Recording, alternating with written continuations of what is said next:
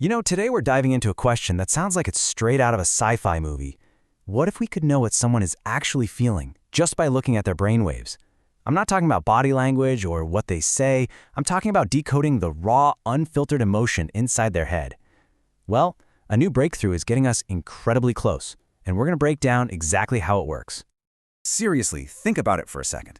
I don't mean the polite smile you flash at your boss or that brave face you put on when you're actually pretty nervous. We're talking about the real, genuine feeling buried underneath all that. For the longest time, that seemed impossible to measure. But a really stunning new method is starting to turn this sci-fi idea into a potential reality. Okay, so if this is such a huge deal, why has it been so incredibly difficult to do? For years, AI has tried to read our emotions from our faces, from our voices, even from the way we stand. But there's a really basic flaw in that whole approach. We are just too good at faking it. Look, you can force a smile at a party you don't want to be at, or you can clench your fists to hide that you're nervous. We all do it. Those are external expressions we can totally control. But what you can't really control are those tiny little electrical signals that are firing away in your brain. These brain waves, or EEG signals, they give us a much more direct, much more unfiltered look at what's genuinely going on inside. Right, so if brainwaves are the key, why haven't we cracked this code before now? Well, it turns out that trying to listen in on a specific emotional signal in the brain, it's kind of like trying to hear one single conversation in the middle of a massive roaring stadium. It's just incredibly noisy. The signals themselves are super messy, they're always changing, and what's even more of a challenge is that my brainwave for happy looks completely different from your brainwave for happy. This difference from person to person has been the single biggest roadblock to creating one universal emotion decoder. And this right here, this is what researchers call the subject-independent problem. And honestly, it's the holy grail in this field. The goal isn't to build an AI that can learn your specific brain patterns. No, the real goal is to build one that can understand the emotional patterns in any human brain, even one it has never ever seen before. A true one-size-fits-all mind reader. And just to show you how big of a deal this is, the performance gap has always been massive. If we train a model specifically on your brainwaves, yeah, we can get an incredible 98% accuracy. But the second we try to use a universal model, one that's supposed to work on anyone, that accuracy just plummets, down to around 75%. That huge gap is exactly what this new research was trying to fix. So how did they do it? How did they close that gap? Well, a new paper introduces this really elegant three-step method that tackles these problems head-on. And it doesn't do it with raw computing power, but with a super clever new way of looking at the brain's signals. The real heart of their idea is right here. You see, instead of chopping up brainwave data into these tiny little isolated moments, which loses all the important context, their method looks at the entire continuous signal all at once.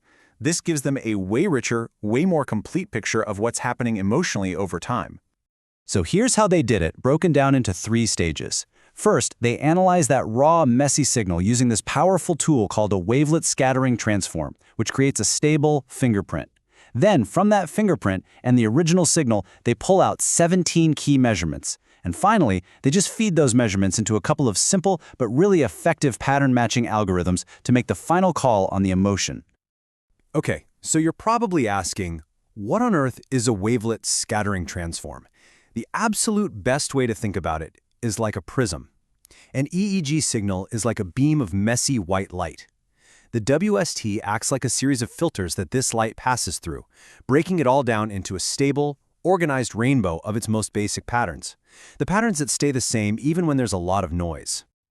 But creating that stable fingerprint was really only half the job. They added another layer on top of it. That's so brilliantly simple, it's a concept we can all get right away. Majority rules.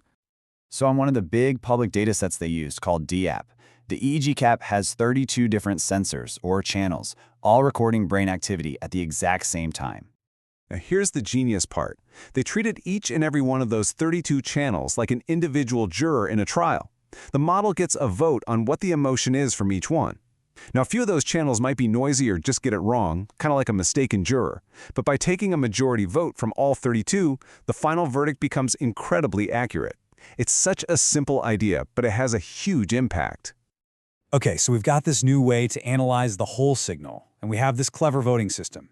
But the big question is, did it actually work? Let's take a look at the numbers. Now, remember, the older universal models, the ones that are supposed to work on anybody, they always kind of hit a wall. They'd top out around 75, maybe 77% accuracy, which is good, but it's not great. There's still a lot of room for error. This new method, it didn't just inch past that. It completely shattered it, achieving over 97% accuracy. I mean, that's not just an improvement. That is a massive leap forward. It puts a universal model in the exact same league as the personalized ones.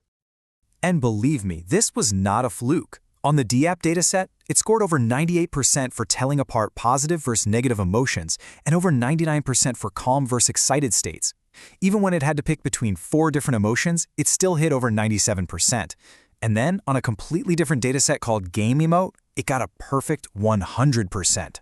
Numbers like this are, well, they're pretty much unheard of for a model that works on anyone. So what was the real secret sauce here? The researchers did something really cool. They basically played Jenga with their own model to find out. It's called an ablation study. They take away one piece at a time and see what happens. And wow, when they took away the majority vote system, accuracy plummeted by over 30%. And when they took out the special features from that WST prism, accuracy totally cratered, dropping by more than 50%. This just proves it. Those two specific ideas are what make this whole thing so revolutionary. Okay, so when you get accuracy this high, the conversation completely changes. It stops being about, is this possible? And it starts being about, what do we do with this? This isn't just a cool lab experiment anymore. It has some really profound implications for the real world. So why should this matter to you? Well, just imagine a future where this tech is all around us. In hospitals, it could finally give a voice to patients who can't communicate, letting us know their true mental state. For safety, it could alert a truck driver or a pilot the very moment they start getting drowsy. Think about video games that adapt in real time to your genuine fear or joy, or learning software that can tell when you're getting frustrated and offers help. The possibilities are just absolutely transformative. And that's where we'll leave it. This breakthrough really does bring us to the edge of a new frontier in how we understand ourselves and each other. It opens up all these incredible opportunities, but it also kicks the door open on some pretty deep ethical questions. If we can now reliably read the book of our own hidden emotions, how are we going to choose to write the next chapter?